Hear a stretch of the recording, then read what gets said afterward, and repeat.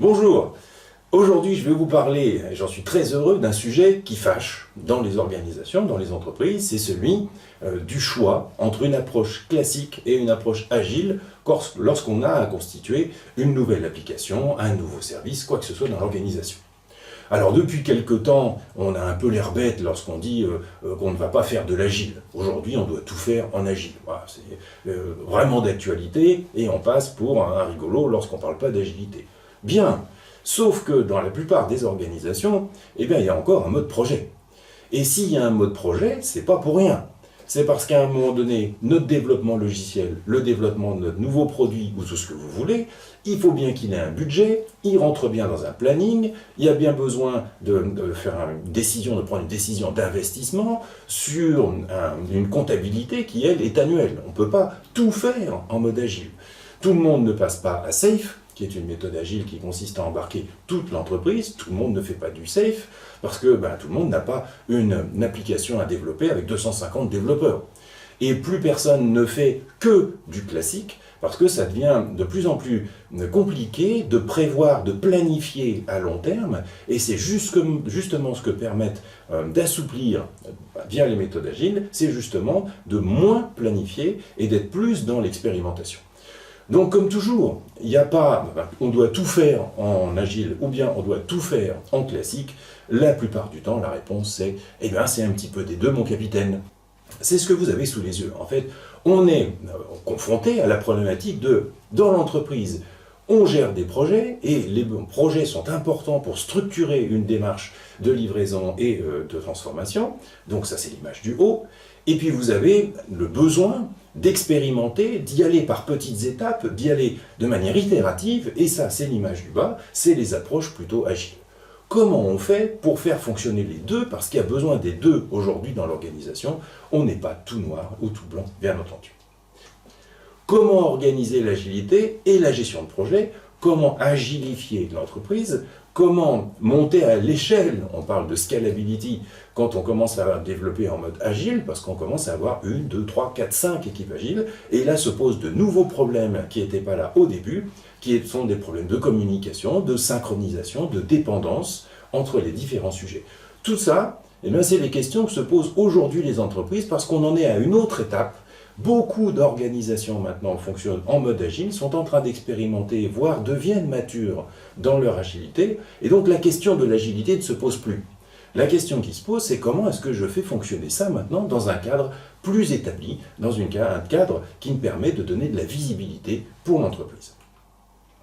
En gros, voilà où on en est. On a plutôt une approche classique dans les organisations qui consiste à avoir un business case, des plans, une estimation de la dépense initiale, l'utilisation des ressources qui doivent être un petit peu planifiées. Tout le monde ne peut pas être à disposition 100% du temps pour un projet, ce que recommande une équipe Scrum. Mais ce qui est normal, parce que Scrum est au niveau de la livraison.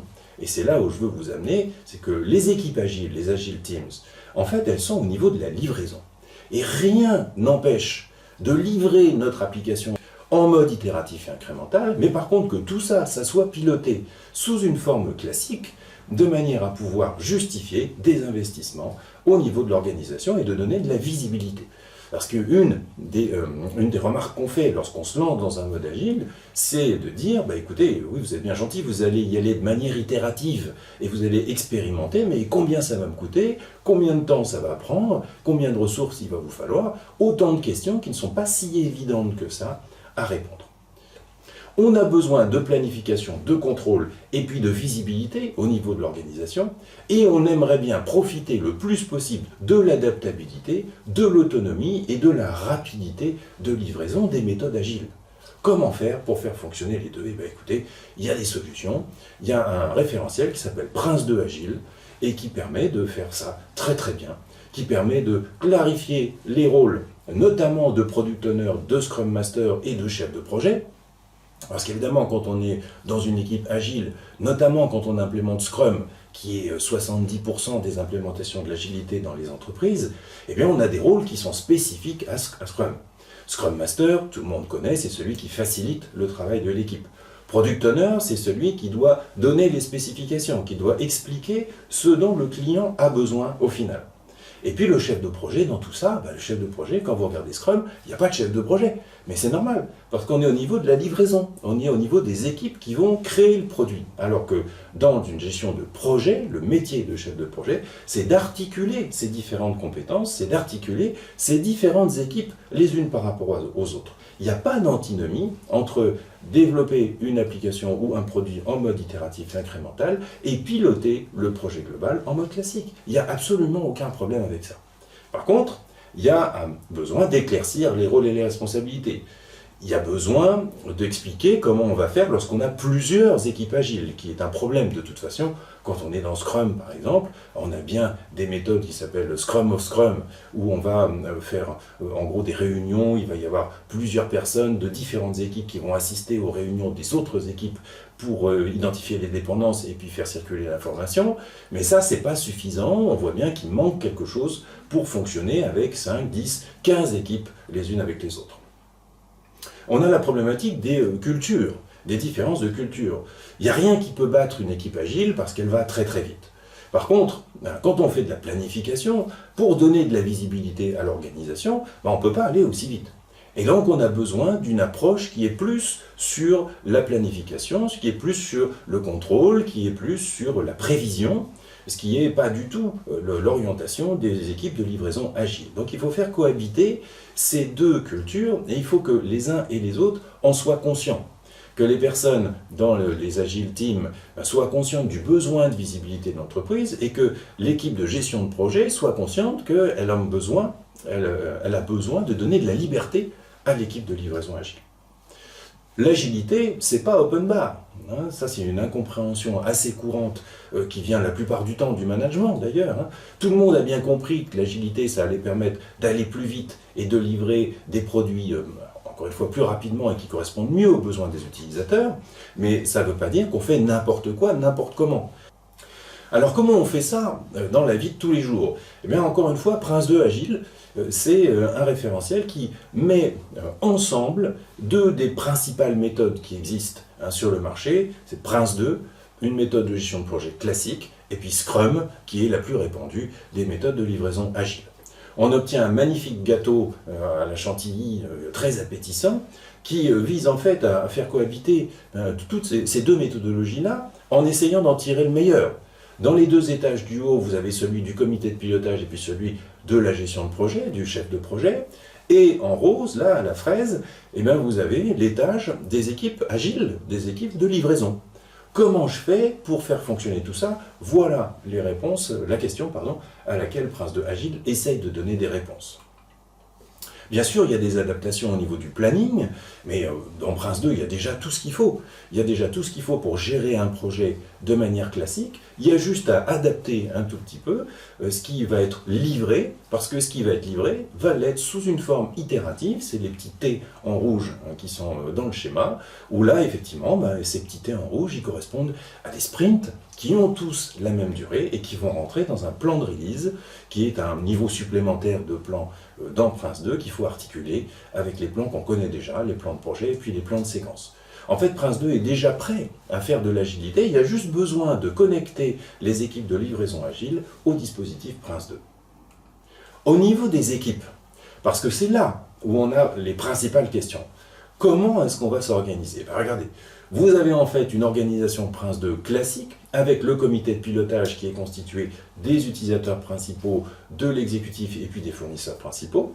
Vous avez un chef de projet, une assurance qualité, du support, et puis vous avez des responsables d'équipe. Et ces responsables d'équipe, c'est eux qui vont piloter en fait les équipes de livraison agile qui s'appellent les Dev Teams ou Scrum Teams, dans lesquels on retrouve ce que tout le monde connaît dans les équipes agiles, le Product Owner, le Scrum Master, et puis la Development Team, qui est celle qui va réaliser le produit au final.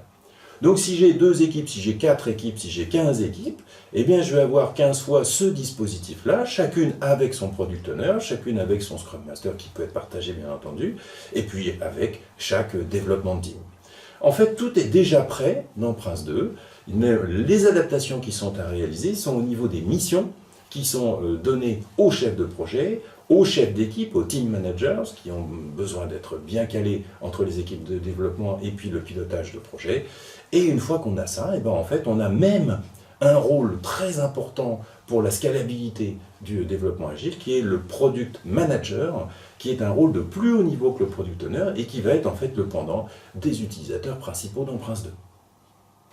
Pour résumer, vous avez dans Prince2 Agile tout ce qui vous permet d'organiser le pilotage d'un projet de livraison agile de manière à ce que ça sorte au mieux, dans les délais, bien entendu, et que chacun comprenne son rôle dans le dispositif.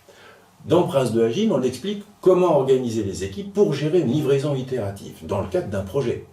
Comment tirer le meilleur parti de Prince2, qui est une des deux méthodos les plus reconnues à travers le monde avec PMP, et puis Scrum, qui est la méthode agile la plus implémentée. Quels sont les rôles et les responsabilités, de manière détaillée. Comment organiser plusieurs équipes agiles et aller à la feature team. Ça, c'est quelque chose qui est proposé dans SAFe, par exemple, où là, on passe à une échelle bien supérieure, mais on peut très bien faire du feature team dans Prince2 Agile, il n'y a aucun problème avec ça.